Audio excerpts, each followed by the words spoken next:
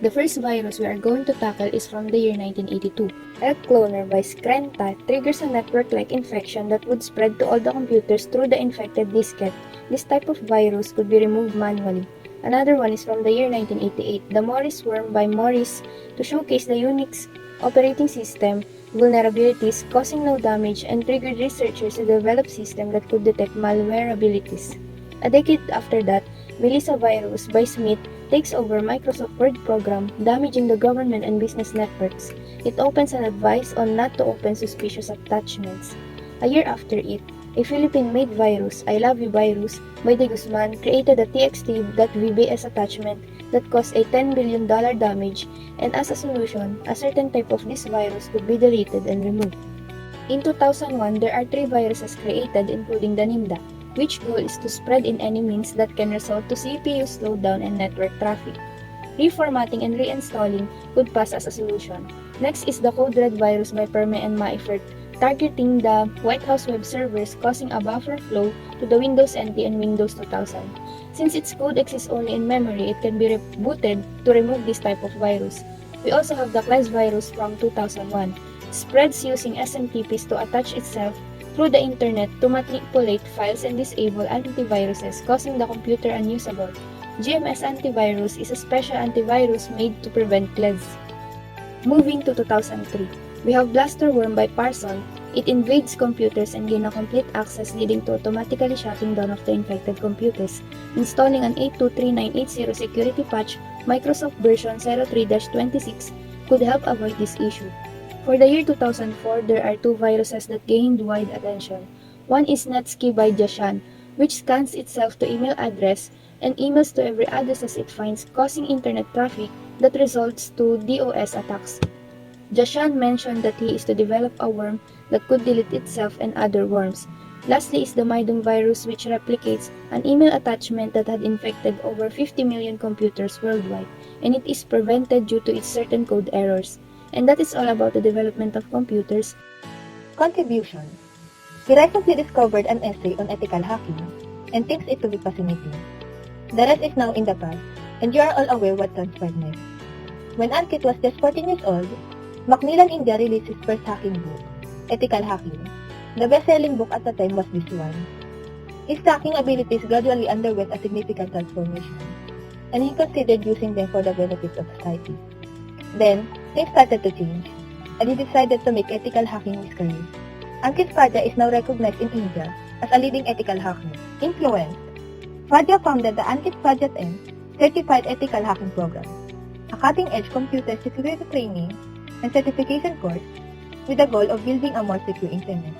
With nearly 20,000 people taught in the last 3 years spanning, more than 100 locations in India, and more than 40 cities in China, it has grown to become Asia's largest cybersecurity training and certification program.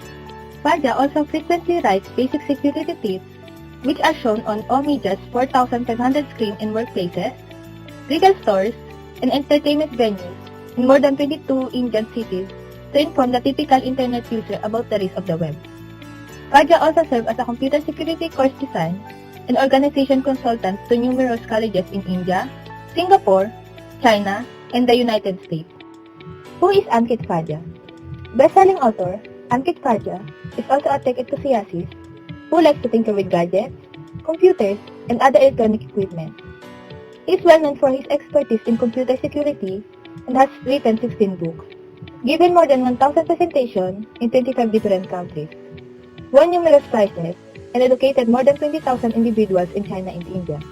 He graduated from Stanford University with a Bachelor of Science in Management Science and Engineering, and the World Economic Forum named him a Global Shaper. Polymorphic viruses. Polymorphic viruses emerged in 1990 and entered the cybersecurity lexicon. These nasty viruses continue to plague computer users, businesses, and networks around the world 30 years later. Polymorphic viruses were created to avoid detection by early antivirus software. In the decades since their inception, they have grown even more complex and dangerous to businesses. Polymorphic malware is now used to hijack networks, destroy data, steal information, and even initiate ransomware attacks. Polymorphic viruses are programmed to change their appearance or signature files to avoid detection by traditional antivirus software, which searches for specific files and patterns. It will change its file names and physical location not only after each infection but as frequently as every 10 minutes. Polymorphic viruses will also constantly reset their encryption methods and keys to evade cybersecurity efforts. To accomplish this, they typically employ mutation engines, which can change the software billions of times while also altering the encryption routines. How is the antivirus software connected to the polymorphic viruses and how it changed the approach in web security or cybersecurity?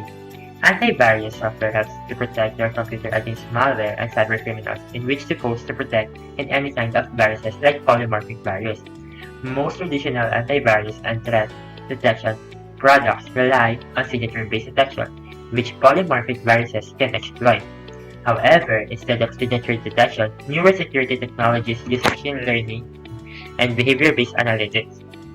Machine learning algorithms are designed to detect anomalous behavior in unknown programs, as well as other static characteristics such as file names and API calls. The best way to defend against polymorphic viruses is to use multiple layers of information security measures such as anti-malware software and threat detection. This program should be kept up to date and executed as frequently as possible.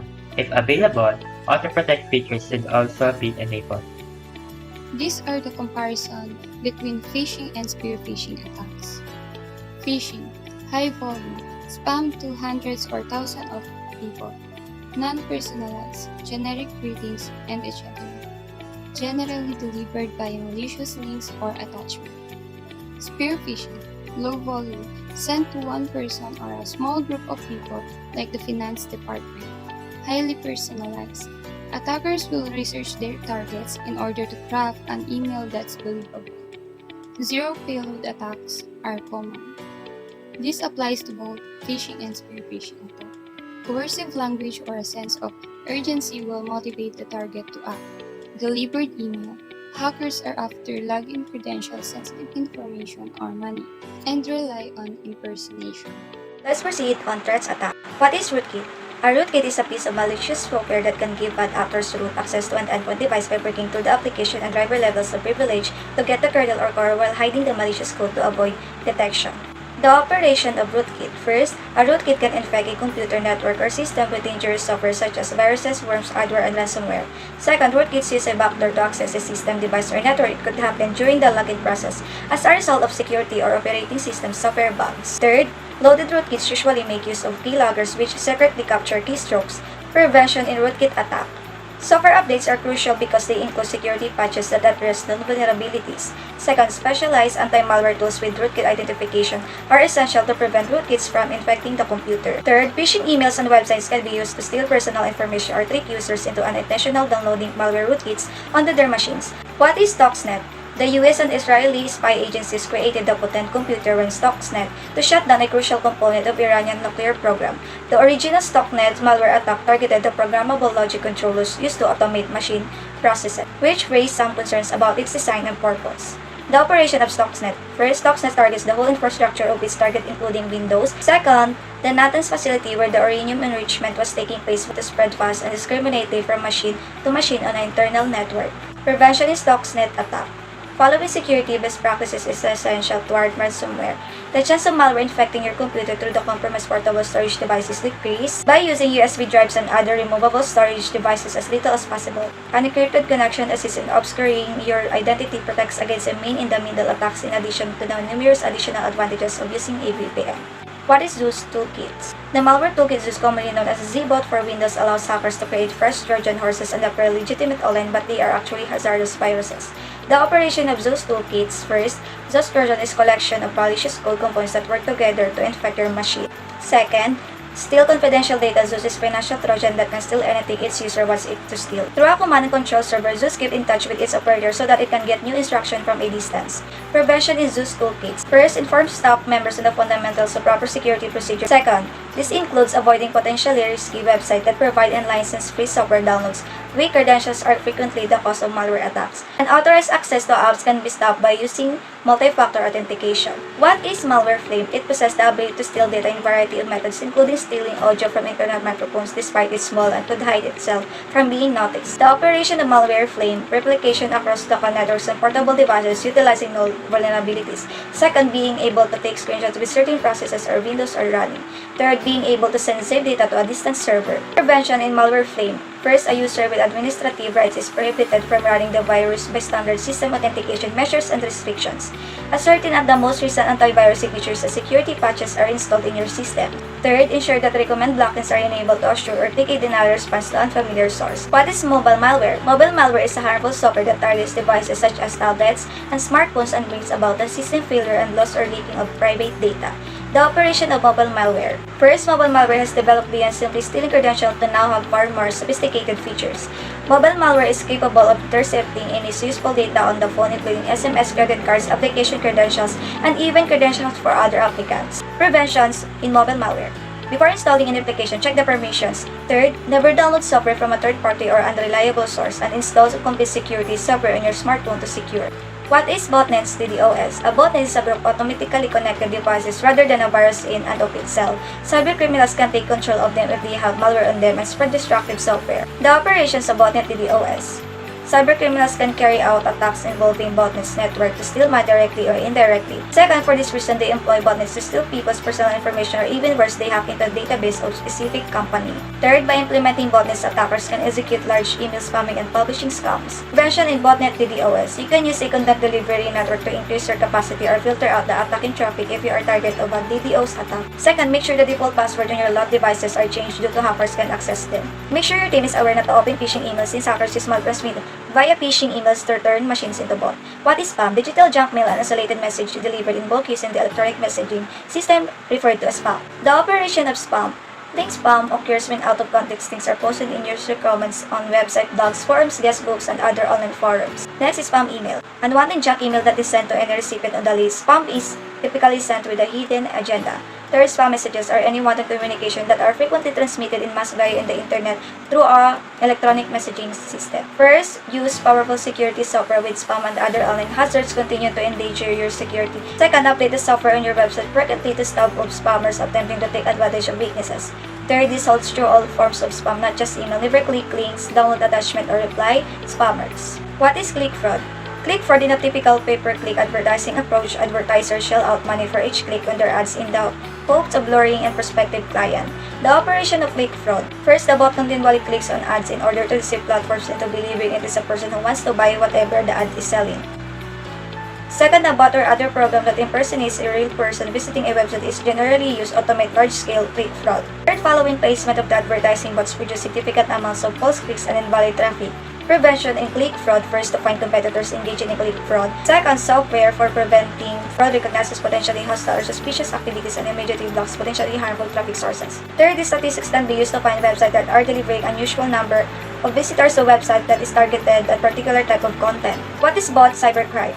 A bot is a computer program that runs autonomously as an agent for a user or another software. The operations of bot cybercrime. Attackers can either infect a machine to act as a proxy server or use one of their own machines to transmit bots and order their targets. In order to create botnets, hackers can install bots on numerous computers. These botnets can be used to launch powerful distributed denial of service attacks that overwhelm the defense of their target systems. Third, some attackers have even set up bots on numerous computers to build distributed systems that may be utilized for sophisticated attacks. Prevention in bot cybercrime. First, one of the most effective techniques is to distinguish between actual people and bots. Take a new bots are continually and quickly appearing, and neither signatures nor the other traditional technology can identify them.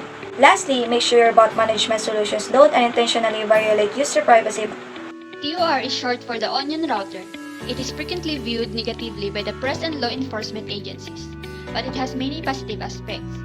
Journalists and sources use it to communicate securely and anonymously without fear of government intervention. Secure communication is essential in whistleblowing cases like the Edward Snowden revelations. TOR is also useful for law enforcement because it allows for covert operations and investigations online. TOR currently has approximately 2 million daily users worldwide, most of them originating from the United States, Germany, and Russia. The TOR browser operates by utilizing onion routing technology. The Onion Router is a peer-to-peer overlay network that allows users to browse the internet anonymously. To conceal both the source and destination of information sent over the network, onion routing employs multiple layers of encryption. It is designed to prevent anyone from monitoring or censoring online communication. When a user installs TOR, the browser sends data to an exit node, which is the point at which data exits the network. Once sent, this data is encrypted multiple times before being sent to the next node. Repeating this process makes tracing the data back to its original source difficult. In addition to encryption, the TOR browser does not track browsing history or store cookies. The deep web refers to areas of the internet that are inaccessible via standard search engines such as Google, Bing, and Yahoo. The deep web's contents include pages that are not indexed by search engines, paywall sites, private databases, and the dark web. Much of the content on the deep web is legal and non-criminal. Email messages, chat messages, private content on social media sites, electronic bank statements, electronic health records, and other content accessible via the internet are examples of deep web content.